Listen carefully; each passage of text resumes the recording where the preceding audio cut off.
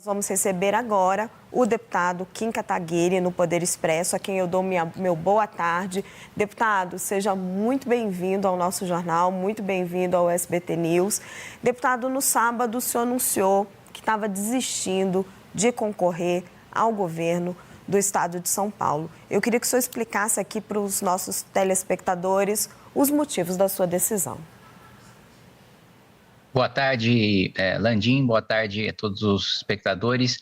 Bom, a principal razão, da minha mudança de planos em relação ao governo do estado de São Paulo é a constatação de que o Renan vai vencer as eleições, que ele precisa de uma pessoa que saiba coordenar ao mesmo tempo a escolha de uma equipe econômica para dar robustez, para dar credibilidade, para dar respaldo ao programa desenhado, nosso programa de governo, nosso programa de partido, que é o chamado Livro Amarelo, e ao mesmo tempo tenha experiência dentro do Congresso Nacional para articular a aprovação dessa agenda econômica.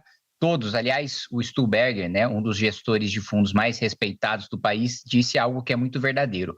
Todos os candidatos estão cometendo estelionato eleitoral, com exceção do Renan. Todo mundo sabe que vai precisar fazer um ajuste fiscal muito duro depois das eleições para que o orçamento não entre em colapso. O próprio ministro da Fazenda do Lula, Durigan, deu uma entrevista dizendo que no próximo mandato, se não tiver o ajuste, nem precisa de presidente da República, porque todas as despesas vão ser obrigatórias. Então, nós somos os únicos que têm a coragem de dizer que vamos implementar essas medidas, de não mentir para o eleitor. Portanto, eu assumo essa posição de, assim que o Renan vence as eleições, ser nomeado como ministro da Reforma de Estado para promover esse ajuste, articular dentro do Congresso Nacional e, ao mesmo tempo, naturalmente, eu disputando a reeleição, eu trago votos para a chapa de deputado federal da missão, enquanto, naturalmente, faço a minha própria cadeira e, com bastante trabalho, espero fazer também mais cadeiras para o partido além da minha. Deputado, vou chamar nosso analista Eduardo Gaia para participar da nossa conversa. Oi, deputado, muito boa tarde para o senhor. Queria entender se o Missão pretende lançar também candidatos em outros estados onde há esse duelo mais exacerbado entre bolsonaristas e petistas, governistas, esquerda e direita, enfim, porque parece muito difícil consagrar uma terceira via, mas para um partido que está nascendo e que precisa também marcar posição, pode ser algo interessante do ponto de vista político. Quais outros nomes o Missão deve lançar Brasil afora? Bom, primeiro, nós não queremos ser terceira via e nós não queremos marcar a posição, Nós queremos assumir o polo da direita, na polarização. A gente não acredita que existe espaço para uma terceira força, mesmo porque não existe um terceiro espectro político. Nós somos os legítimos representantes da direita, que, diferente de Jair Bolsonaro e de Flávio Bolsonaro, não estamos envolvidos em escândalo de corrupção, nunca estivemos em festas em Trancoso com o Forcaro e nunca traímos os ideais da direita, promovendo rombo fiscal com PEC kamikaze, nem nomeando petista para a Procuradoria-Geral da República. Então, nós queremos ocupar o nosso lugar de direito de polo da direita em substituição ao Flávio Bolsonaro, que seria a mesma coisa que entregar o Brasil de volta para o PT. Apoiar Flávio Bolsonaro nessas eleições, acho que isso está muito claro, até para os próprios bolsonaristas que admitem isso nos bastidores, é entregar o Brasil para o PT. E do outro ponto, não queremos marcar posição, nós queremos vencer as eleições e, por mais que sejam eleições improváveis, as dos nossos pré-candidatos ao governo, da mesma maneira que de Renan Santos, nós acreditamos que é plenamente possível vencer.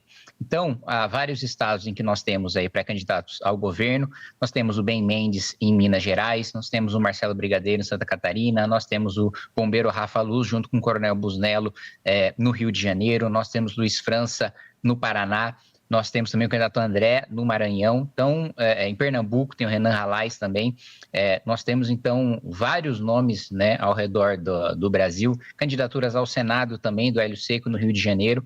E a ideia não é só levar o nome do partido para a televisão. A ideia é eleger bancadas estaduais, bancadas federais, ter governadores eleitos, ter senadores eleitos e eleger o presidente da República.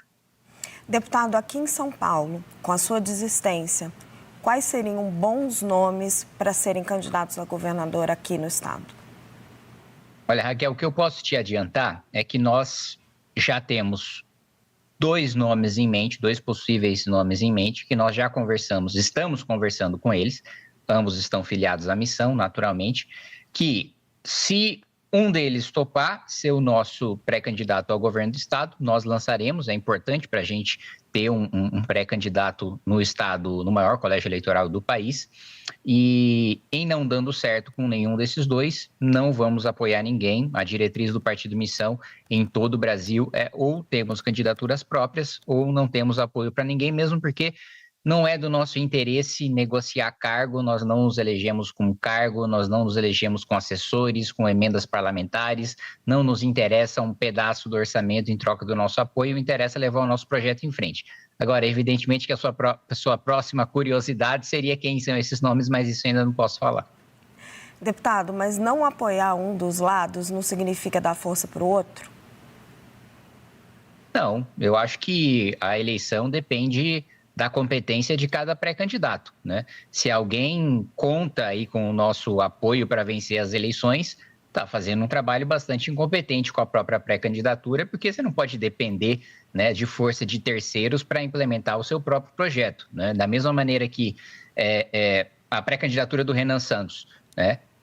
Se ela beneficia ou se ela prejudica candidatos quaisquer, não nos interessa, né? Interessa a esses pré-candidatos. O que interessa para a gente é vencer as eleições, né, e implementar o nosso projeto. E se não for para vencer com um projeto que, de fato, transforme o Estado de São Paulo ou transforme outros estados ou implementem a visão de país desenvolvido, de país rico, de país poderoso, de país livre que nós temos, não nos interessa implementar o projeto de outras pessoas que a gente sabe que ou tem envolvimento em escândalo de corrupção, ou são incompetentes, ou simplesmente não tem aqueles valores que nós acreditamos que precisam ser levados em frente no Estado ou no país. Deputado, vou chamar a Marcela Matos para participar da nossa conversa. Boa tarde, deputado. O senhor disse que vocês são os legítimos representantes da direita, né?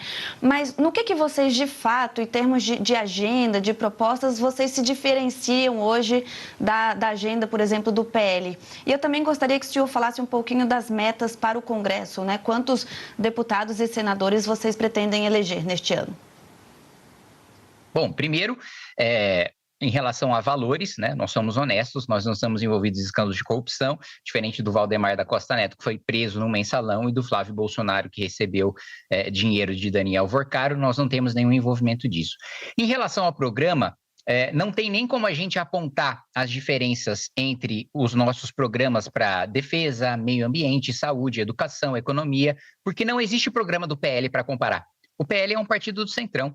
O Flávio Bolsonaro, quando perguntaram para ele quais eram as suas propostas, ele falou que não poderia revelar, senão seria atacado. Eu acho que alguém precisa ensinar para ele que a eleição, a ideia é justamente essa, né? Você colocar o seu plano, você ser atacado e você defender o seu plano, né? Então, primeiro ponto, nós temos um programa, e é um programa bastante robusto. Eu vou falar para você da área que ficou sobre a minha competência, que é a área de reforma do Estado, né? Nós defendemos uma desindexação dos benefícios previdenciários em relação ao salário mínimo, uma revisão e desvinculação das receitas, da receita corrente líquida e da receita de impostos do piso da saúde e da educação, um corte, uma revisão de 200 bilhões de reais em privilégios tributários que nós temos sequestrados no orçamento público por uma elite privada, acabar com super salários e férias de 60 dias. Aliás, hoje saiu uma excelente matéria na Folha de São Paulo, do Rafael de Cunto, mostrando que em protesto aos super salários, o Ministério Público e o Judiciário estão aí trocando os super salários para os 170 dias de férias, ou seja,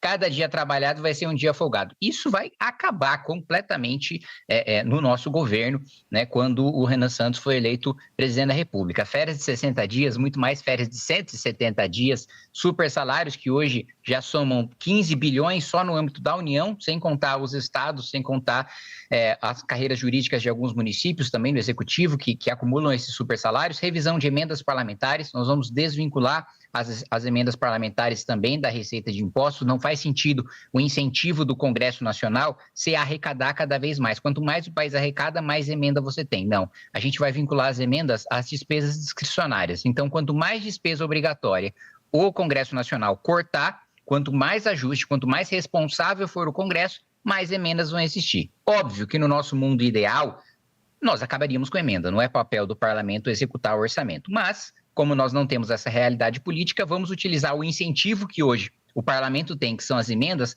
para algo republicano, por mais que não seja a intenção do parlamento. Outro ponto importante falar é a lei de responsabilidade gerencial. Tornar inelegível e decretar uma intervenção naqueles municípios que não atingem pisos mínimos de saneamento básico, de educação, né? Indicadores no SAEB, né? Indicadores também na segurança pública, né, indicadores na saúde, também diminuição de mortalidade infantil, né, a cobertura vacinal. Né, esses municípios, se não cumprirem, existem duas metas diferentes que nós queremos fazer na lei de responsabilidade gerencial. O primeiro piso é em relação ao piso civilizacional. Todo município precisa ter um nível básico de qualidade. Quem não atingir, o prefeito vai se tornar inelegível, durante 8 anos não vai poder disputar as eleições, e se o estado ficar muito grave naquele município, nós vamos decretar intervenção federal numa nova hipótese que a gente pretende colocar na Constituição. Por outro lado, aqueles municípios que já atendem esse piso, que já têm o mínimo civilizacional, vão ter metas de incremento. E se não cumprirem essas metas, da mesma maneira, o prefeito ficará inelegível. A gente também quer mudar a lógica de incentivos do Congresso Nacional e dos partidos políticos. Hoje, o fundo eleitoral e o tempo de televisão é calculado com base no número de deputados. Então, os líderes partidários, os dirigentes, fazem o diabo para eleger parlamentares, não têm projeto próprio e não se preocupam com qualidade de gestão. A gente quer vincular o fundo eleitoral e o tempo de televisão à gestão dos prefeitos. Quanto melhores forem os indicadores das cidades administradas por aquele partido, mais fundo eleitoral e mais tempo de TV ele vai ter. Então, a gente vai utilizar um incentivo não republicano, que os partidos querem cada vez mais ter verba para campanha, cada vez mais ter tempo de televisão, para um fim republicano. Quanto melhor eles administrarem a população, mais recursos eles vão ter. Rapidinho as administrações vão mudar radicalmente. Eu poderia continuar falando aqui para você em relação à defesa, em relação ao meio ambiente, em relação à infraestrutura, construção de uma malha ferroviária aí de pelo menos mais 20 mil quilômetros. Eu poderia falar para você de qualificação em nível técnico, mas eu acredito que nós não temos tempo suficiente nessa entrevista para colocar aqui as mais ou menos 300 páginas que nós temos de livro amarelo. Então, só para colocar para você, nós temos programa, nós temos ideias. O PL é um balcão de negócios. O PL e eu já escutei isso, vou te falar uma frase interessante que eu escutei de um deputado bolsonarista. Os bolsonaristas diziam o seguinte: Kim, nós construímos um prédio enorme no terreno da nossa sogra. A sogra é o Valdemar da Costa Neto. Então, assim, nós temos uma diferença muito fundamental em termos programáticos, em termos de visão de mundo, com aquilo que é o PL, que no final das contas é o Valdemar fazendo negócio. Tem gente republicana, tem gente decente no PL? Tem, mas no final das contas está todo mundo na mão do Valdemar.